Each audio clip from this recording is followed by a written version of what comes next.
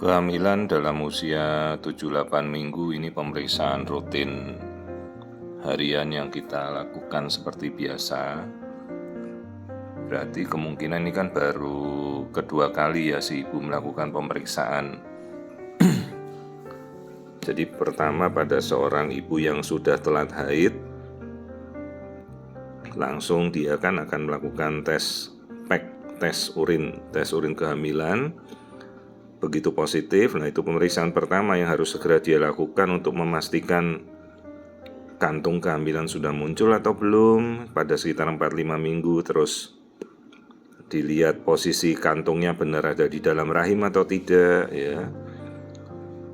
Lalu setelah itu kemudian pada pemeriksaan kedua ya seharusnya sudah minggu 7-8 seperti sekarang. Dia melakukan pemeriksaan kedua, kita sudah harus bisa melihat janin ya, melihat embrio yang sudah harus jadi dengan detak jantungnya sudah harus terlihat jelas ya.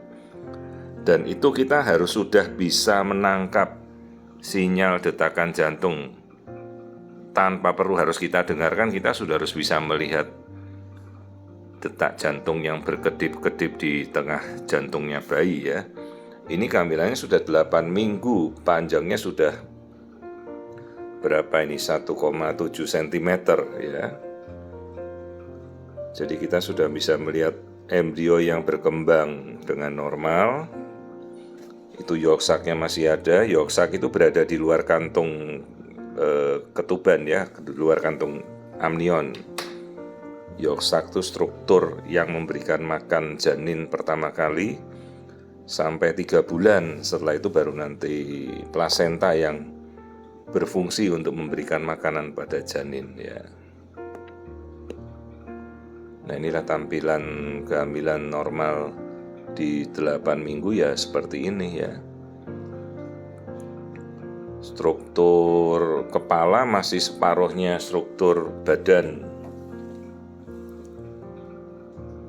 Ya, jadi yolk sac itu nanti sekitar 3 bulan baru dia hilang. Diambil makannya sama si embrio ini sendiri ya sebagai cadangan makanan. Jadi begitu kita sudah mulai 7-8 minggu, itu sudah pernah saya ulas ada kok presentasi pemeriksaan lab dasar dan pelengkap untuk trimester pertama, trimester kedua, trimester ketiga. Ibu-ibu mulai langsung periksa lab darah ya, jangan sampai kehamilan itu tidak diperiksa lab ya, harus wajib diperiksa. Di pemeriksaan puskesmas saja kan ada pemeriksaan dasar ya, biasa kita untuk namanya triple eliminasi, pemeriksaan darah lengkap, urin lengkap, pemeriksaan gula darah untuk menyingkirkan diabetes, dan screening HIV, hepatitis, sifilis dan gonorea. Itu pemeriksaan wajib dasar, itu yang sudah dilakukan di sarana layanan primer. Untuk pemeriksaan tambahan, ibu bisa meminta untuk melakukan pemeriksaan TORCH, toxoplasma rubella, cytomegalovirus, herpes, dan hepatitis. Itu wajib kalau ibu mau lakukan, ya kan lebih baik. Lalu kita bisa juga melacak pemeriksaan zat besi namanya ferritin. Ya, kemudian bisa ditambahkan juga pemeriksaan fungsi ginjal, ureum kreatinin, pemeriksaan fungsi liver, SGOT, SGPT, kolesterol, akan lebih baik lagi ya. Jadi inilah kehamilan memasuki 9-8 minggu. Dan nanti jangan lupa dipikirkan, zaman sekarang kita sudah bisa melakukan cek NIPT, non-invasive prenatal test, untuk melacak DNA-nya si janin ini dari 9 minggu. Jadi minggu depan kita sudah bisa ambil DNA-nya dia